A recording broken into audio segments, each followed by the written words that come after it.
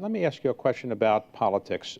You avoided politics throughout your career, and you've had no politicians on your show. You said they were not really what you wanted to do. And then somebody named Barack Obama was running for president in 2008, and you said, I'm going to violate my principle, and I'm going to endorse him.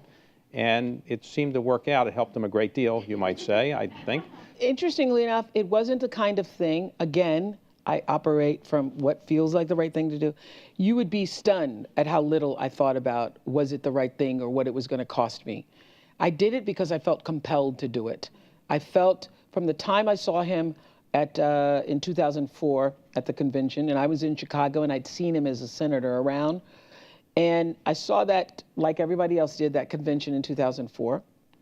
And I remember I was alone in my house and I thought, he's going to be president someday, and I hope I'm around to help him do it.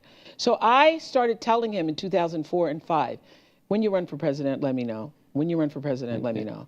I had a group of African Americans at my house who had all been really major legends for me. So I had this big party. I like having parties. So I had this big party, and I had like Diana Ross and Cicely Tyson and Maya and Coretta Scott King and all of these wonderful legendary women to thank them for paving the way for me. And then I had a bunch of youngins like Mariah and Janet and all of those groups to also help me thank them. And I had Barack Obama come to my house and speak in 2005, where I had all these people there. And I said to that group in 2005, this man is going to be president of the United States someday, and I hope I'm alive when it happens. And if I am, I will do whatever I can in my power. I'll quit my job, I'll go work for him, I'll canvass for him, And they said, what's his name again? That was, what's his name again? That was in 2005. So it wasn't, I felt like this is something I can do. Did some of your viewers criticize you for getting on politics? Major criticism. And I was surprised by it, actually, because I was only surprised by it because I'd never thought about it. It didn't occur to me that people didn't know that I voted one way or the other. So the first night he was inaugurated, 2009, January 20th, 2009. So upstairs at the White House, you were invited to the residence. And what was it like? How'd you know?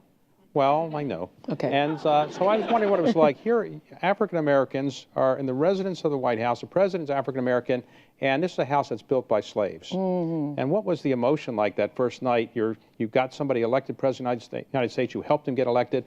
And what was it like that first night? It was indescribable. I don't think that there are actually words that could.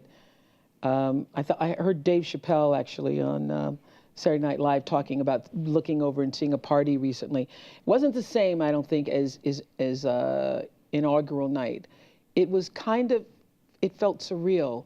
And obviously you're looking at all the paintings on the wall of past presidents and leaders who were all white. It was surreal. We could just kind of, I remember walking out afterwards, it was Gail Stedman, Gail's kid, we were all like, did that just happen? It felt surreal.